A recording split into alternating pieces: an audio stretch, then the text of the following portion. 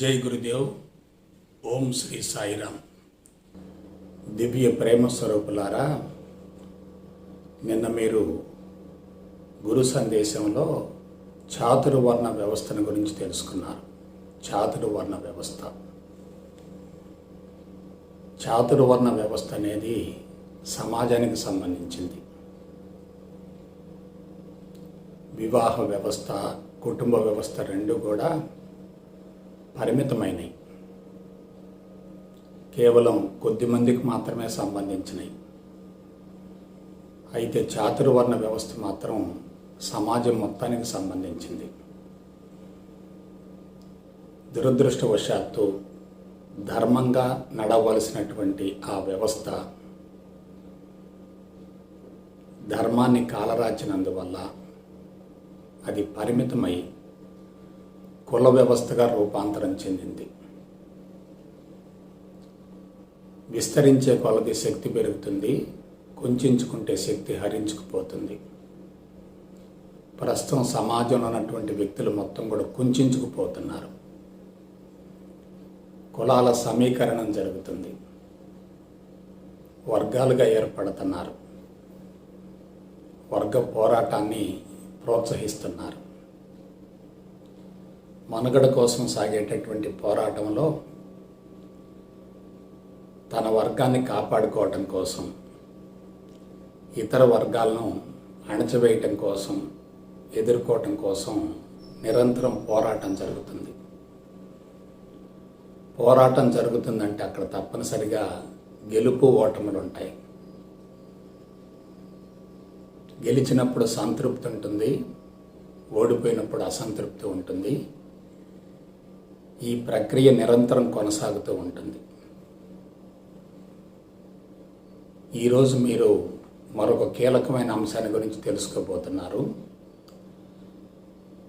అసలు వివాహ వ్యవస్థ కానీ, కుటుంబ వ్యవస్థ కానీ, చాతుర్వర్ణ వ్యవస్థ కానీ, వైదిక వ్యవస్థ కానీ ఇవన్నీ కూడా బలహీనం కావటానికి మూల కారణం ఏంటి, ఎక్కడ పొరపాటు జరిగింది, అందుకు మూల కారణం ఏమిటి అనే దాని గురించి తెలుసుకోబోతున్నారు. దానిలో కీలకమైనది ఏమిటంటే పెట్టుబడిదారీ వ్యవస్థ, క్యాపిటలిస్టిక్ సిస్టమ్, పెత్తందారీ వ్యవస్థ, భూస్వామ్య వ్యవస్థ. వ్యవస్థ అనగానే కొంతమంది కలిసి జీవించటం, కలిసి జీవిస్తున్నప్పుడు తప్పనిసరిగా మానసిక విభేదాలు ఉంటాయి. విస్తరిస్తూ ఉన్నప్పుడు ఆ విభేదాలు కరిగిపోతూ ఉంటాయి, తొలగిపోతూ ఉంటాయి. కుటుంబ వ్యవస్థలో కానీ, వివాహ వ్యవస్థలో కానీ, చాతుర్వర్ణ వ్యవస్థలో కానీ మనుషుల యొక్క సమీకరణం వలన మనసులు కలుషితమవుతున్నాయి. మనసులు కలుషితమైనప్పుడు అక్కడ ప్రశాంతత ఎందుకుంటుంది? అయితే మీరు గత కొన్ని ఎపిసోడ్స్ని జాగ్రత్తగా పరిశీలించండి. నేను ధర్మాన్ని గురించి ఎక్కువగా చెప్తూ వస్తున్నాను. వాస్తవానికి ధర్మాచరణే అసలు సిసలైన సాధన. ధర్మంగా జీవించే వ్యక్తి ఎటువంటి సాధనలు చేయవలసిన అవసరం లేదు, జీవితమే సాధనగా మారుతుంది. ధర్మాన్ని విస్మరించిన వ్యక్తి, కాలరాచిన వ్యక్తి ఎంత కఠోర సాధన చేసినా సాధన మొత్తం బూడిదలో పోసిన పన్నీర్ అవుతుంది. అందుకని ధర్మం అనేటటువంటి అంశాన్ని ప్రధానంగా చేసుకొని ఎపిసోడ్స్ నడుస్తూ వస్తున్నాయి. అయితే ఇప్పుడు మానవ జాతిలో ఉన్నటువంటి అతి ప్రమాదకరమైనటువంటి విధానాన్ని గురించి మీరు తెలుసుకోబోతున్నారు. నాకు తెలిసినంత వరకు సమస్య లేని వ్యక్తి లేడు, సమస్య లేని కుటుంబం లేదు, సమస్య లేని ప్రాంతం లేదు, సమస్య లేని రాష్ట్రం లేదు, సమస్య లేనటువంటి దేశం కూడా లేదు. ప్రపంచం మొత్తం సమస్యల సుడిగుండంలో ఇరుక్కుపోయింది. దీనికి మూల కారణం ఏమిటి? ప్రకృతికి విరుద్ధంగా జీవించడం, ధర్మాన్ని కాలరాయడం. అసలు ధర్మం అంటే ఏమిటి? ప్రకృతికి అనుగుణంగా జీవించడమే ధర్మం అంటున్నాం కదా. ఆ ప్రకృతి ఏం చేస్తుంది? ప్రకృతి అనగానే మీరు 4 అంశాలు మనసులో పెట్టుకోండి. 1 పంచభూతాలు, 2 వృక్ష సముదాయం, 3 జంతు సామ్రాజ్యం, 4వది ఇప్పుడు ప్రపంచాన్ని సమూలంగా ఆక్రమించుకున్నటువంటి మానవ జాతి. వాస్తవానికి మానవ జాతి జంతు సామ్రాజ్యంలో ఒక భాగమే అయినప్పటికీ మానవుల యొక్క పనితీరును బట్టి అదొక ప్రత్యేకమైన భాగంగా విభజింపవలసి వచ్చింది. వృక్షాలు పెరుగుతూ ఉంటే పంచభూతాలు తరుగుతూ ఉంటాయి, జంతువులు పెరుగుతూ ఉంటే వృక్షాలు తరుగుతూ ఉంటాయి. కాబట్టి పంచభూతాలకి, వృక్షాలకి, జంతువులకు మధ్య అవినాభావ సంబంధం ఉంటుంది. మానవుడు ఏం చేశాడు? పంచభూతాలని, వృక్ష సముదాయాన్ని, జంతు సామ్రాజ్యాన్ని సమూలంగా పతనం చేస్తున్నాడు. తాను చెడ్డకోతి వనమంతటిని చెరిచినట్లు తాను బలహీనపడ్డాడు, ప్రకృతిని సమూలంగా బలహీనపరుస్తున్నాడు. అయితే ప్రకృతి సూత్రం ఏమిటి? దీని గురించి స్పష్టంగా మీకు వివరిస్తాను. ప్రకృతి కన్న తల్లి వంటిది. ప్రకృతి కన్న తల్లి వంటిది. ఆ ప్రకృతిలో కీలకమైనటువంటి భాగాలు పంచభూతాలు, వృక్షాలు, జంతువులు. ప్రకృతి యొక్క ప్రత్యేకత ఏమిటంటే తన బిడ్డలను నిరంతరం కాపాడుకుంటూ ఉంటుంది. తల్లి కూడా అదే చేస్తుంది కదా. ఒక జాతి ఉద్భవించబోయేటప్పుడే, ఒక జాతి ఏర్పడబోయేటప్పుడే దానికి ఏం కావాలో అన్నీ సమకూర్చిన తర్వాతనే ఆ జాతి వెలుగులోకి వస్తుంది, తయారవుతుంది, ఉద్భవిస్తుంది, అది రూపాంతరం చెందుతుంది. పరిణామ క్రమంలో ఇది ఒక భాగమే. ఉదాహరణకి వృక్షాలు రాకుండా జంతువులు వస్తే ఏమవుతుంది? అసలు అవకాశమే లేదు. పంచభూతాలు లేకుండా వృక్షాలు వచ్చే అవకాశం లేదు. అందుకే ముందు పంచభూతాలు, తర్వాత వృక్షాలు, ఆ తర్వాత జంతువులు. అయితే ప్రకృతి చేసేది ఏమిటంటే అన్ని జాతులకి ఆహారం, ఆవాసాన్ని కల్పించే విధంగా జాతుల యొక్క సంఖ్యను, మోతాదును నిర్దేశిస్తుంది, నిర్ణయిస్తుంది, నియంత్రిస్తుంది, అదుపు చేస్తుంది, కంట్రోల్ చేస్తుంది. అది ఉదాహరణకి ఒక జాతి ఎక్కువైతే మిగతా జాతులు ఏమవుతాయి? తగ్గిపోతాయి. ఆహారం లేకుండా జాతుల సంఖ్య పెరిగిందనుకోండి, ఆహారం కోసం విపరీతమైన ఘర్షణ జరుగుద్ది. కాబట్టి ముందు ఆహారాన్ని సమకూర్చిన తర్వాతనే జాతుల యొక్క రూపకల్పనకి శ్రీకారం చుడుతుంది. ఈ భూమండలంలో ఎన్ని జీవజాతులు ఉన్నాయో అన్ని జీవజాతులు పుట్టుక నుంచి మరణం వరకు ప్రశాంతంగా జీవించే విధంగా ప్రకృతి ఆహారాన్ని, ఆవాసాన్ని కల్పిస్తుంది. ఈ భూమండలంలో ఎన్ని జీవజాతులు ఉన్నాయో ఆ జీవజాతులకి జీవితాంతం ఆహారాన్ని, ఆవాసాన్ని కల్పిస్తుంది, ప్రకృతి కల్పిస్తుంది. ఆ విధంగా ప్రకృతికి అనుగుణంగా జీవించేవి మనుగడ సాగిస్తున్నాయి. ప్రకృతికి విరుద్ధంగా జీవించేవి నశించిపోతున్నాయి. ఆ విధంగా జనాభా నియంత్రించబడుతుంది. ఒక చిన్న ఉదాహరణ చెప్తాను. ఒక మర్రి చెట్టు లక్షల సంఖ్యలో పండ్లనిస్తుంది. ప్రతి పండు లోపల వేల సంఖ్యలో విత్తనాలు ఉంటాయి. ఆ విత్తనాలన్నీ మొలకెత్తి వృక్షాలైతే ఒక్క మర్రి చెట్టు జాతికే ఈ భూమండలం యొక్క స్థలం సరిపోదు. అందుకని అనూహ్యమైన సంఖ్యలో ఉత్పత్తి జరుగుతున్నప్పటికీ, విత్తనాలు ఏర్పడుతున్నప్పటికీ వాటిలో అతి కొద్ది మాత్రమే మనుగడ సాగిస్తాయి, మిగతాయి మొత్తం కూడా నశించిపోతాయి. ఇది ప్రకృతి సూత్రం. అన్ని జీవజాతులకి ఆహారాన్ని, ఆవాసాన్ని కల్పిస్తూ వాటిని సంరక్షిస్తూ ఉంటుంది. ఎటువంటి వాటిని కాపాడుకుంటుంది, ఎటువంటి వాటిని సంరక్షిస్తుందంటే తనకు అనుగుణంగా జీవించే వాటిని సంరక్షిస్తూ ఉంటుంది. ప్రకృతి సూత్రాలకు విరుద్ధంగా జీవించే వాటిని తొలగిస్తూ ఉంటుంది. అనుగుణంగా జీవించడం అంటే ఏమిటి? వ్యతిరేకంగా జీవించడం అంటే ఏమిటి? పరస్పర సహాయం, సహకారం, సామరస్యం, సహజీవనం, సమన్వయం. సో వృక్షాల మీద జంతువులు ఆధారపడతాయి. జంతువులు ఎంతో కొంతమేరకు వృక్షాలకి ఉపకరిస్తాయి. అయితే పంచభూతాలు వృక్షాల చేత హరించి వేయబడతాయి, వృక్షాలు జంతువుల చేత హరించి వేయబడతాయి. ఈ విధంగా పంచభూతాల ద్వారా వృక్షాలు మనుగడ సాగిస్తాయి, వృక్షాల ద్వారా జంతువులు మనుగడ సాగిస్తాయి.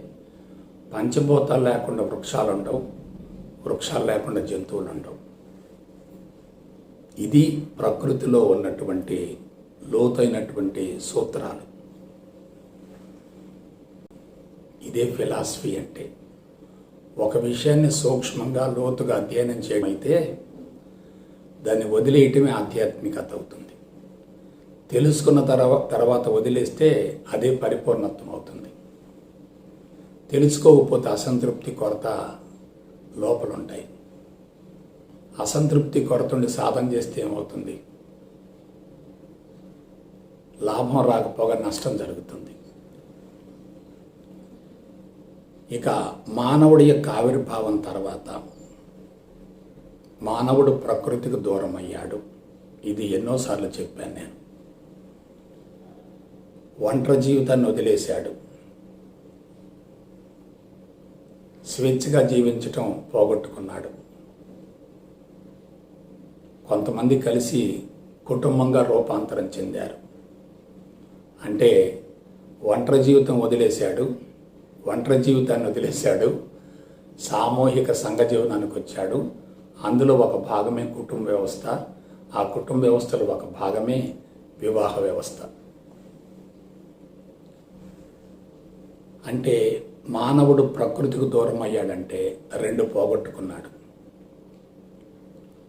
ఒకటి సత్యాన్ని పోగొట్టుకున్నాడు, రెండు ధర్మాన్ని అనుసరించలేకపోయాడు.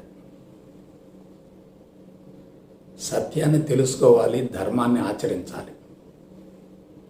ప్రకృతికి దూరం అయ్యాడంటే సత్యం, ధర్మాలు రెండింటినీ పూర్తిగా పోగొట్టుకున్నాడు. మరి కొంతమంది ఒకే చోట జీవిస్తున్నప్పుడు భద్రత కావాలి కదా. భావితరాల సంగతి ఏమిటి? కుటుంబ పోషణ సంగతి ఏమిటి? ఒకే ఒక మాట చెప్తున్నాను. కొంతమంది మనుషులు కలుస్తున్నారంటే అక్కడ మెంటల్ పొల్యూషన్ పెరుగుతుంది. ఆ మనుషులలో క్రమశిక్షణ లేకుండా అక్రమంగా జీవిస్తూ ఉంటే ఆ పొల్యూషన్ ఇంకా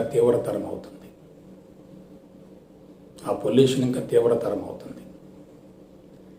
కాబట్టి అక్రమంగా, అస్తవ్యస్తంగా, క్రమశిక్షణ రాహిత్యంగా జీవితాన్ని గడపకుండా సక్రమైన పంథాలో జీవితాన్ని కొనసాగించడం కోసం మానవుడు ఏం చేశాడు? లౌకిక జీవితంలో రెండు అంశాలు రూపొందించుకున్నాడు. అవేమిటంటే న్యాయం, చట్టం. సమాజం అంటే కొన్ని వందల, వేల, లక్షల మంది యొక్క మేలు కలయిక కాబట్టి సమాజం ఒక నిర్దిష్టమైన క్రమ పద్ధతిలో నడవాలంటే తప్పనిసరిగా న్యాయం కావాలి, చట్టం కావాలి. అన్యాయంగా జీవిస్తూ ఉండి చట్ట విరుద్ధమైనటువంటి జీవన విధానాన్ని కొనసాగిస్తూ ఉంటే సమాజం మొత్తం కలుషితం అవుతుంది. రోడ్డు మార్గంలో వెళ్ళేటప్పుడు ఒక వ్యక్తి ట్రాఫిక్ నిబంధనను అతిక్రమించేటట్లయితే ఎంత ప్రమాదం జరుగుతుందో మీరు ఆలోచించండి. అలాగే సమాజంలో ఉన్నటువంటి వ్యక్తులు కూడా కొద్దిమంది చేసేటటువంటి కొన్ని పొరపాట్ల వల్ల కొన్ని వేల మంది నష్టపోతారు. అందుకని అక్కడ క్రమశిక్షణ ఉండాలి, క్రమ పద్ధతి ఉండాలి, సక్రమమైన జీవన విధానం ఉండాలి. దీనికోసం రూపొందించబడ్డవే న్యాయం, చట్టం. అంటే సత్యాన్ని, ధర్మాన్ని ఏం చేశాడు? వదిలేశాడు. ఏం పట్టుకున్నాడు? చట్టాన్ని, న్యాయాన్ని పట్టుకున్నాడు. నెక్స్ట్ పాయింట్, ఈ చట్టం, న్యాయం దేనికి? తనకి సులభతరమైన జీవితం కోసం, సుఖవంతమైన జీవితం కోసం. Philosophy, easy way of life and comfortable life. చూసారా, అరణ్యంలో ఉన్నప్పుడు, ఆటవిక జీవితాన్ని కొనసాగిస్తున్నప్పుడు, స్వేచ్ఛగా జీవిస్తున్నప్పుడు ఇటువంటి అవసరం రాలే. ఒకే చోట ఎక్కువ మంది సమీకరించబడ్డప్పుడు, కలిసిమెలిసి జీవిస్తున్నప్పుడు ఇటువంటి అవసరాలు వచ్చాయి. అయితే మనిషి ఏం కోరుకున్నాడు? సుఖవంతమైన, సులభతరమైన జీవితాన్ని కోరుకున్నాడు, ఈజీ లైఫ్ కోరుకున్నాడు. ఆ సుఖవంతమైన, సులభతరమైన జీవితం రావాలంటే మనుగడ కోసం పోరాటం జరగకుండా ఉండాలి. అది జరగకుండా ఉండాలంటే తనకి, తన కుటుంబానికి, తన భావితరాలకి సెక్యూరిటీ కావాలి, భద్రత కావాలి. ఆ భద్రత కోసం ఏం చేశాడు? 1 ఆస్తి హక్కు, 2 సంపాదన హక్కు. మొదటిది ఏమిటి? ఆస్తి హక్కు. 2 సంపాదన హక్కు. మూడవది సంపద హక్కు. ఆస్తి హక్కు, సంపాదన హక్కు, సంపద హక్కు. This is right. బాధ్యత వేరు, హక్కులు వేరు. బాధ్యతను విస్మరించేటటువంటి వ్యక్తులే హక్కుల కోసం పోరాడతారు. బాధ్యతను స్వీకరించే వ్యక్తులు హక్కుల గురించి ఆలోచించరు. ఇతను ఏం చేశాడు? చట్టాన్ని, న్యాయాన్ని రూపొందించుకొని కుటుంబాన్ని సుఖవంతంగా, సులభతరంగా నడిపించడం కోసం, భద్రత కోసం, రక్షణ కోసం వీటిని రూపొందించుకున్నాడు. దీనివల్ల ఏమవుతుంది? అవసరానికి మించి సంపదను పోగు చేసుకునే అవకాశం వస్తుంది. ఆ పోగు చేసుకున్నటువంటి సంపదకు కూడా చట్టబద్ధత కోసం ఓనర్షిప్ ఏర్పాటు చేసుకున్నాడు. ఇది నాది, ఇది నాది కాదు, ఇది నాకు కావాలి, ఇది నాకు అవసరం లేదు, నేను, నాది, నాకు అనేటటువంటి భావనను పెంపొందించుకున్నాడు. దానికి మూల కారణం ఏంటంటే తన అవసరం సులభతరమైన జీవితం, సుఖవంతమైన జీవితం.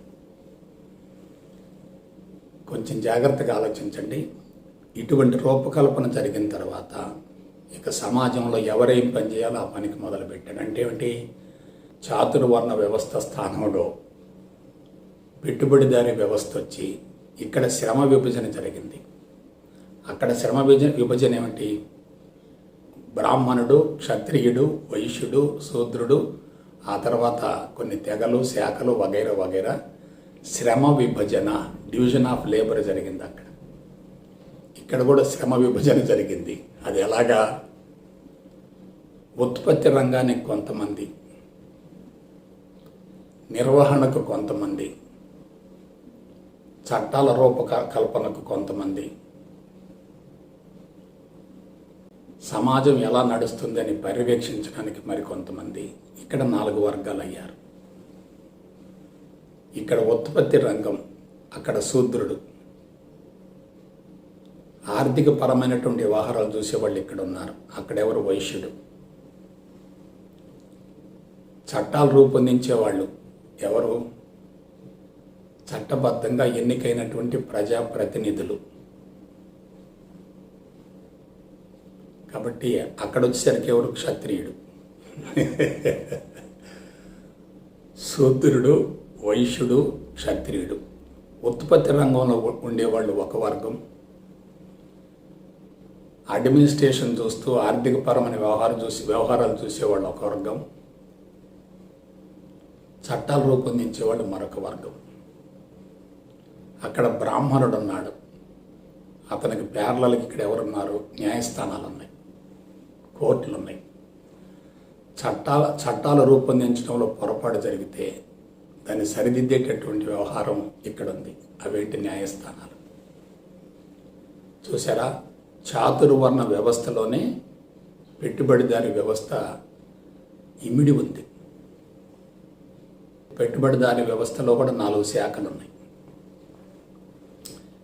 ఇప్పుడు అసలు విషయానికి వద్దాం.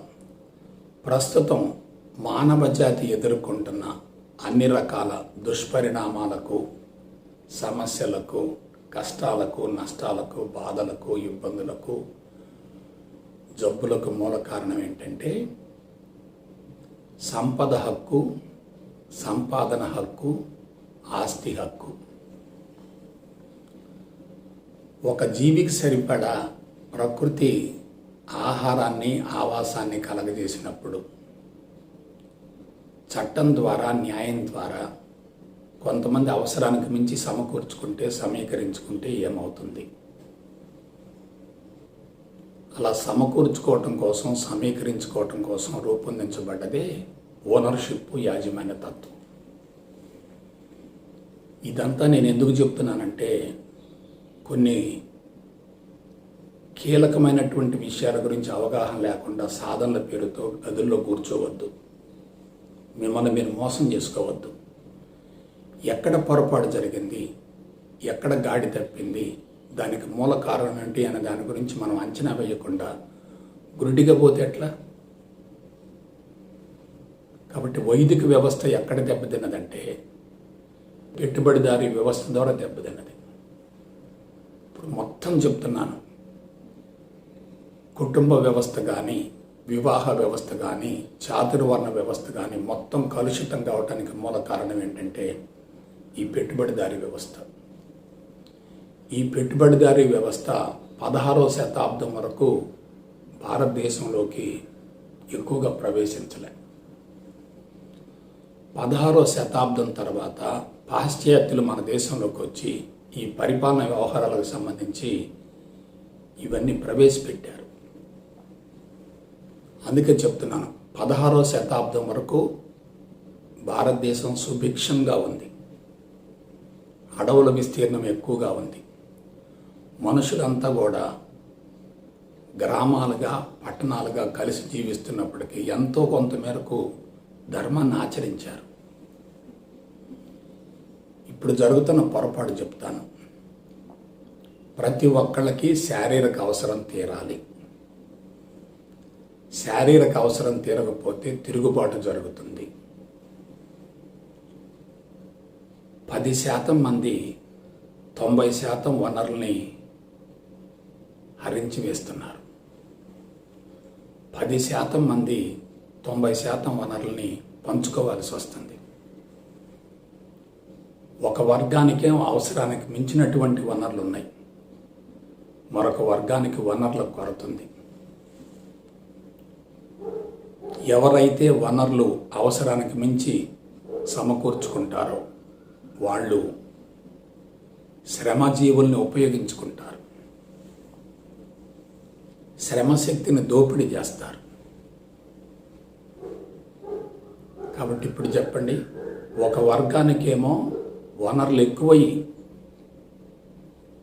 సమస్యలు వస్తున్నాయి, మరొక వర్గానికి వనరుల కొరత ఏర్పడి సమస్యలు వస్తున్నాయి. 2 వర్గాలు ఎలా ఉన్నారు? ఇది సమస్యలకు మూల కారణం.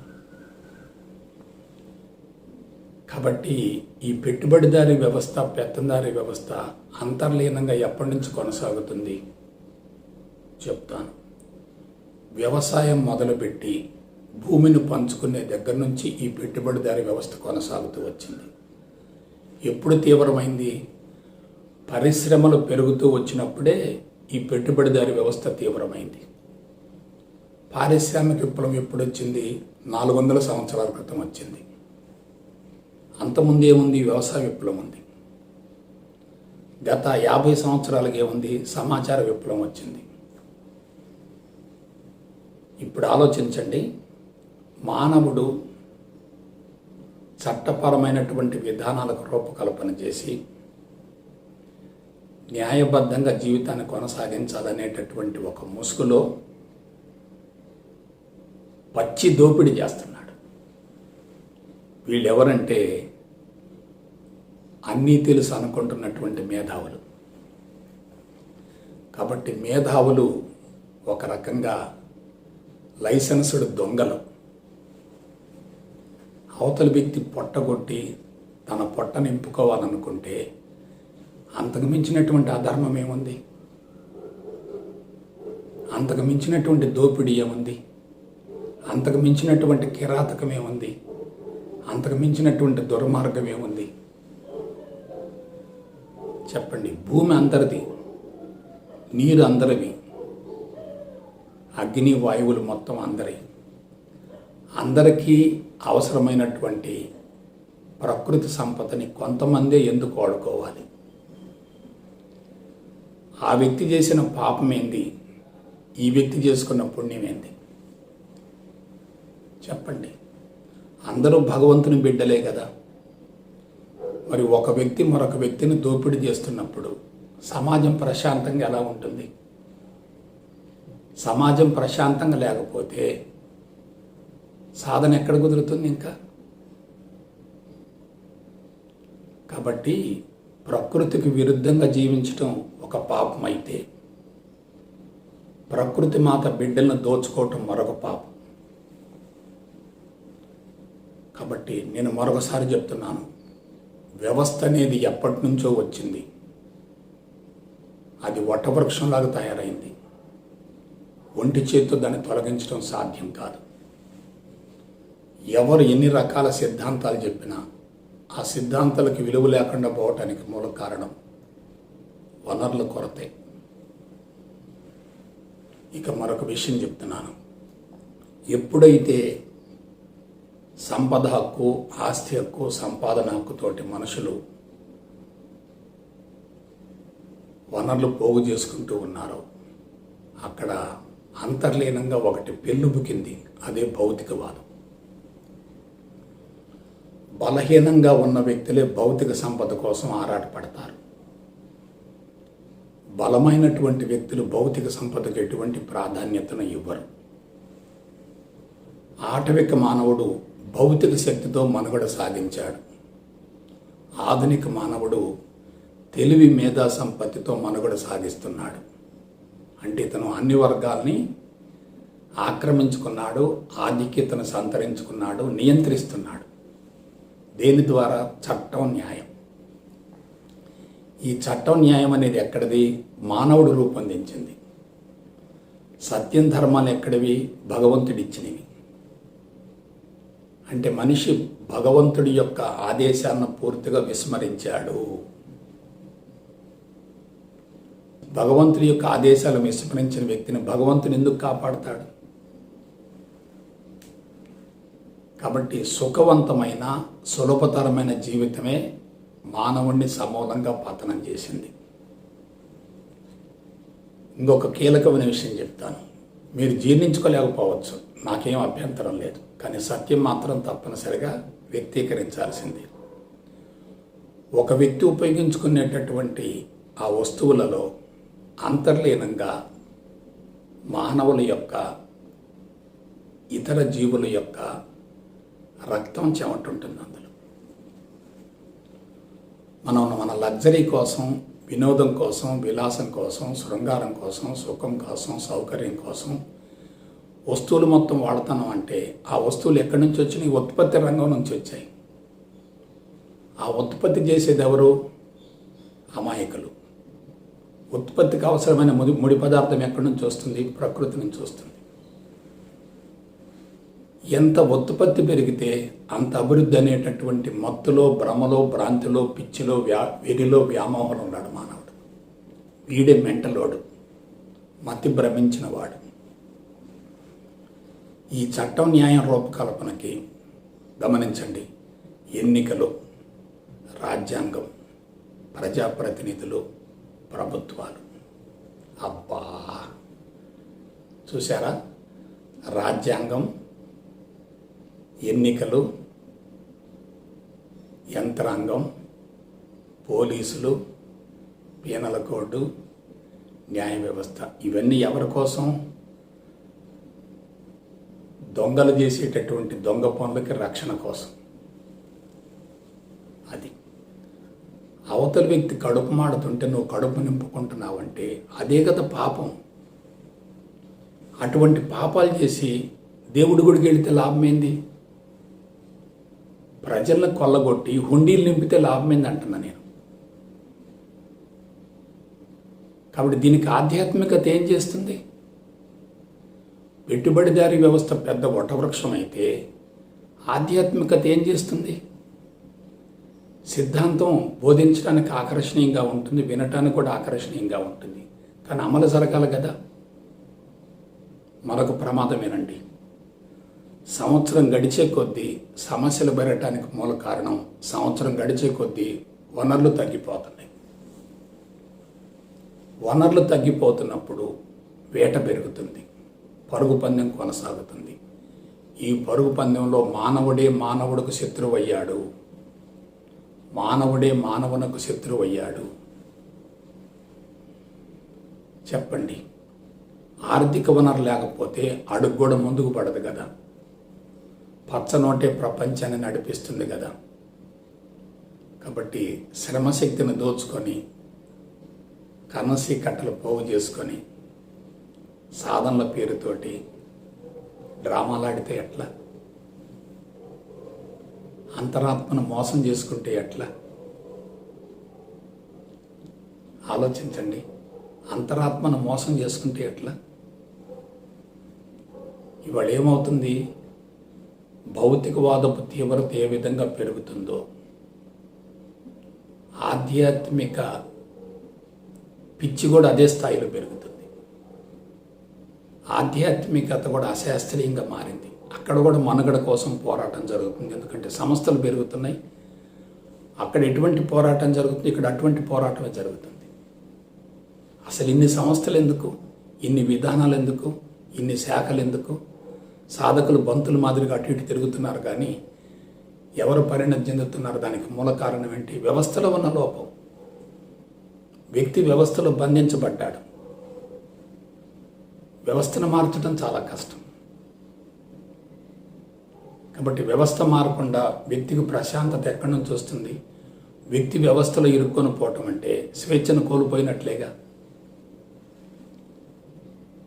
చూసారా ఎక్కడ పొరపాటు జరిగిందో? ఆధ్యాత్మికవేత్తలు ఎవరు ఇటువంటి విషయాలు ప్రస్తావించరు. ఎందుకంటే వాళ్ళు సమాజాన్ని, సమాజ పనితీరు గురించి లోతుగా అధ్యయనం చేయటలే. భగవంతుడు అంటున్నారు, ధర్మం అంటున్నారు, ఆత్మ అంటున్నారు, పరమాత్మ అంటున్నారు, భూతాత్మ అంటున్నారు, ప్రేతాత్మ అంటున్నారు, విగ్రహాలు అంటున్నారు, పూజలు అంటున్నారు, పునస్కారాలు అంటున్నారు, దీక్షలు అంటున్నారు, మాలలు అంటున్నారు, గందరగోళం చేస్తున్నారు. సో ఇప్పుడు ఒక వర్గమేమో మరొక వర్గాన్ని ఎదగకుండా అణిచివేస్తుంది. రెండో వర్గం అణచివేతకు గురవుతుంది. ఆ వర్గాన్ని అణచివేయటం కోసం ఎవరు కావాలి? పోలీసులు కావాలి, తుపాకులు కావాలి, మారణాయుధాలు కావాలి. వీళ్ళని అణచివేయటం కోసం లైసెన్స్ కావాలి. ఆ లైసెన్స్ ఇచ్చేది ఎవరు? చట్టసభల్లో కూర్చున్నటువంటి ప్రజాప్రతినిధులు. దానికి పర్మిషన్ ఇచ్చేది ఎవరు? న్యాయస్థానాలు. చట్టసభలో కూర్చున్నది ఎవరు? పెట్టుబడిదారీ వర్గం. న్యాయస్థానాల్లో కూర్చున్నది ఎవరు? పెట్టుబడిదారీ వర్గం. యంత్రాంగం ఎవరు? పెట్టుబడిదారు వర్గాన్ని కాపాడేవాళ్ళు. కాబట్టి ఈ వర్గాలు మొత్తం ఏంటి? లైసెన్స్డ్ దొంగలు.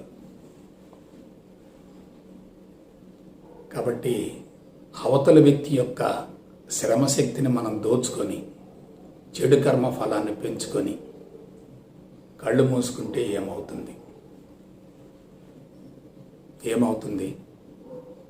ఆ చెడు కర్మ ఫలం పెంచుకోవటానికి ఇంకా పథకాలు, ప్రణాళికలు వస్తాయి. ఒక విషయం చెప్పండి, ఎవరికైనా జబ్బులు ఎందుకు వస్తున్నాయి? నెగటివ్ థింకింగ్ వల్ల. నెగటివ్ థింకింగ్ మూల కారణం ఏంటి? చెడు కర్మఫలం. చెడు కర్మఫలానికి మూల కారణం ఏంటి? తమోగుణం, రజోగుణం. తమోగుణం, రజోగుణానికి మూల కారణం ఏంటి? చెడు సంస్కారాలు. ఈ చెడు సంస్కారాలు ఎందుకు వచ్చినాయి? ధర్మాన్ని, సత్యాన్ని అతిక్రమించటం, కాలరాయటం, చట్టాన్ని, న్యాయాన్ని చేతిలోకి తీసుకోవటం. చూడండి బిడ్డలారా, మన జీవితాన్ని మనమే పాడు చేసుకున్నాం. మన చుట్టూ గోతి తవ్వుకున్నాం, విషవలయం నిర్మించుకున్నాం, సొంత ప్రపంచం నిర్మించుకున్నాం, అహంకారాన్ని పెంచుకున్నాం, బంధాల్లో పడిపోయాం, మళ్ళా మోక్షం కోసం ఆరాటపడుతున్నాం. జైల్లో ఉన్న వ్యక్తి మోక్షాన్ని ఎట్లా పొందుతాడు? పెట్టుబడిదారి వ్యవస్థ అనేది ఒక జైలు. చూడండి, అమాయకులకి ఏ జబ్బులు ఉండవు, కష్టజీవులకి ఏ జబ్బులు ఉండవు. వాళ్ళకి ఆరోగ్యం ఉంటుంది, ఆయువు ఉంటుంది, ఎంతో కొంత మేరకు ప్రశాంతం ఉంటుంది. ఎందుకంటే దోపిడీ చేద్దామనే భావన ఉండదు కదా. సో చూడండి, ఒకసారి జాగ్రత్తగా విశ్లేషించుకోండి. భౌతికవాదం ఏ స్థాయికి పోయిందంటే ఆకర్షణీయమైనటువంటి వస్తువులు తయారు చేసి అవి ప్రజల్ని ప్రలోభ పెడుతున్నాయి, రెచ్చగొడుతున్నాయి, మోహిస్తున్నాయి. కాబట్టి భౌతికవాదం చాలా అవసరమే, కానీ భౌతికవాదపు మత్తు కానీ, భౌతికవాదపు తీవ్రత కానీ చాలా ప్రమాదకరం. ఇప్పుడు మనుషులు ఎక్కడున్నారు? భౌతికవాదాన్ని దాటి భౌతికవాదపు తీవ్రతకు వచ్చారు, భౌతికవాదపు మత్తును పెంచుకున్నారు, ప్రకృతి వనరులను విచ్చలవిడిగా ఉపయోగించుకుంటున్నారు, ప్రకృతికి వెలగట్టి దాన్ని కొనుక్కుంటూ అమ్ముకుంటున్నారు. ట్రేడింగ్ జరుగుతుంది. Commercialisation is the goal of సివిలైజేషన్గా మారింది. సో జీడిపి అంటారు, జాతీయ వృద్ధి రేట్ అంటారు. జీడిపి జాతీయ వృద్ధి రేట్ అంటారు. దీనివల్ల ఏంటి? ఉత్పత్తి అంత ఎక్కువ జరిగితే ఆ దేశం అంత ఎక్కువగా అభివృద్ధి చెందినట్టుగా మసిపూసి మారేడుకాయ చేస్తున్నారు. ఉత్పత్తి పెరుగుతుందంటే ప్రకృతి వనరులు పతనం అవుతున్నాయి కదా. నువ్వు కరెన్సీ ముద్రించగలవు కానీ చెట్టుని ఎక్కడ సృష్టించగలవు? పెట్రోల్ తయారు చేయగలవు కానీ నీటిని ఎక్కడ సృష్టిస్తావు? కాబట్టి సైన్సు, సాంకేతిక పరిజ్ఞానం మానవ జాతికి శాపం. ఇటువంటి విధానం పాశ్చాత్య దేశాల్లో మొదలైంది, భారతదేశానికి విస్తరించింది. పాశ్చాత్య దేశాల్లో ఒకప్పుడు ధన వ్యామోహం ఉంది, భారతదేశంలో ఒకప్పుడు ధర్మం ఉంది. ఇప్పుడు పాశ్చాత్య దేశాల వాళ్ళు ధనం పట్ల విముఖతను పెంచుకొని ధర్మం కోసం ఆరాటపడుతున్నారు. భారతదేశస్తులు ధర్మాన్ని ఆచరించకుండా, ఎందుకంటే వర్గ పోరాటం పెరిగి ధనం కోసం ఇతర దేశాలకు వెళుతున్నారు. West is looking towards east, east is moving towards west. చూసారా మానవుడు ఎంత ప్రమాదకరంగా మారాడు? ఎప్పుడైతే మనిషి కలుషితం అవుతాడో ఆ ప్రభావంతో సమాజాన్ని కలుషితం చేస్తాడు. అందున పెట్టుబడిదారీ వర్గం ఎలా ఉంటుందంటే అవసరమైతే హింసకి, దౌర్జన్యానికి, కాల్పులకి, రక్తపాతానికి, అణచివేతకి వెనుకాడరు. ఎందుకంటే ఇది మనుగడ కోసం పోరాటం. సో భౌతికవాదం వల్ల ఉద్యోగ అవకాశాలు పెరుగుతాయి, భౌతికవాద మత్తు వల్ల పోరాటం పెరుగుతుంది.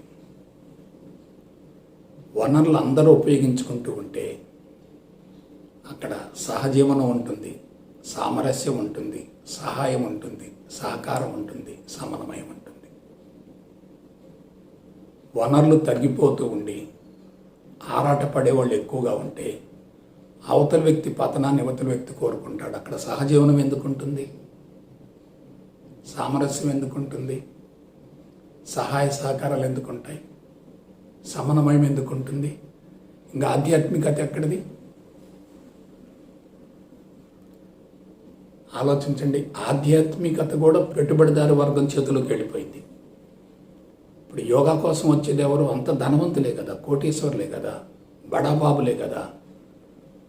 వాళ్ళు ఏం చేస్తున్నారు? గురువుల్ని పోషిస్తున్నారు, ఆధ్యాత్మిక సంస్థలను పోషిస్తున్నారు. ఆధ్యాత్మిక సంస్థలు వాళ్ళ దగ్గరికి వెళ్ళి అడుక్కుంటున్నాయి. భారతదేశంలో అనేక రకాల ఆధ్యాత్మిక సంస్థలన్నీ కూడా ఇతర దేశాల యొక్క విరాళాలతో నడుస్తున్నాయి. సో మొత్తం ఒక రకంగా కుళ్ళిపోతుంది. మరి దీనికి పరిష్కారం ఏందంటారేమో? ఒక మాట చెప్తాను. నెగిటివ్ ఫోర్సెస్ ఎక్కడైతే తారాస్థాయికి చేరతాయో అక్కడ తప్పనిసరిగా పాజిటివ్ ఫోర్స్ కూడా బయటకు వస్తుంది. నెగిటివ్ను తొలగించేటటువంటి కార్యక్రమం ప్రకృతి చేపడుతుంది. ప్రకృతి నియంత్రిస్తుంది, కంట్రోల్ చేస్తుంది, అదుపు చేస్తుంది. సో మనం ఏం చేయాలి? ఆ ప్రకృతిలో ఒక భాగం అనుకొని మనకు తెలిసిన సత్యాన్ని, ధర్మాన్ని గురించి, వాటిలో ఉన్నటువంటి ఔన్నత్యాన్ని గురించి, చట్టం న్యాయంలో ఉన్నటువంటి ప్రమాదాన్ని గురించి సమాజానికి మన వంతు బాధ్యతగా, మన వంతు కర్తవ్యంగా తెలియజేయవలసినటువంటి కనీస ధర్మం మనకుంది. తెలిసిన వ్యక్తి నోరు మూసుకున్నాడు అనుకో సమాజం నాశనం అవుద్ది. తెలియని వ్యక్తి నోరు తీసాడు అనుకో సమాజం కలుషితం అవుతుంది. కాబట్టి ఇప్పుడు ఏమవుతుంది? తెలియని వ్యక్తులంతా పరిపాలిస్తున్నారు, తెలిసిన వ్యక్తులంతా నోరు మూసుకొని కూర్చుంటున్నారు. బాధ్యతగా జీవించే వ్యక్తికి మనం స్వేచ్ఛనివ్వచ్చు. బాధ్యత రాహిత్యంగా జీవించే వ్యక్తికి స్వేచ్ఛనిస్తే ఏమవుతుంది? దాన్ని అతను దుర్వినియోగపరుచుకుంటాడు. కాబట్టి ఇంతకంటే నేను ఇంకా చెప్పలేను. ఎందుకంటే మీరు భరించలేరు. లోపల చెడు సంస్కారాలు ఉంటే ఇటువంటి సబ్జెక్ట్ మీకు ఇచ్చినా మీరు అందుకోలేరు. Truth is always uncomfortable. సత్యం అసౌకర్యంగా ఉంటుంది. కానీ సత్యాన్ని చెప్పడానికి ధైర్యం కావాలి. విని అర్థం చేసుకొని అనుసరించి ఆచరించి అనుభవం పొందడానికి ధైర్యం కావాలి. కాబట్టి ఇటువంటి విధానాల్ని మనం జాగ్రత్తగా విశ్లేషించుకొని ఆధ్యాత్మికతలో ఉన్నటువంటి ఔన్నత్యాన్ని గుర్తించి, లౌక్యానికేమో చట్టం న్యాయం కావాలి, అంతరంగ శుద్ధికి సత్యం ధర్మం కావాలి. లౌకిక జీవితం ఉండాలి, ఆధ్యాత్మిక జీవితం ఉండాలి. రెండు సమన్వయం చేసుకోవాలి. భౌతికవాదం ఎక్కడికి పోదు. It is part and parcel of spirituality. భౌతికవాదం ప్రత్యేకంగా ఎక్కడా లేదు, ఆధ్యాత్మికత ప్రత్యేకంగా ఎక్కడా లేదు. ఒకే వ్యక్తికి రెండు రకాల జీవన విధానాలు ఎందుకుంటాయి? కాబట్టి అంతరంగంలో సత్యం ధర్మం ఉండాలి, లౌక్యంలో చట్టం న్యాయం ఉండాలి. ఈ విధంగా ముందుకెడితే పరిపూర్ణ జీవితాన్ని అనుభవించే అవకాశం ఉంటుంది. ఆ దిశగా మీ జీవితాలను మలుచుకుంటారని మనసా వాచ కర్మణ కోరుకుంటూ సెలవు తీసుకుంటా. జై గురుదేవ్, జై గురుదేవ్, జై గురుదేవ్.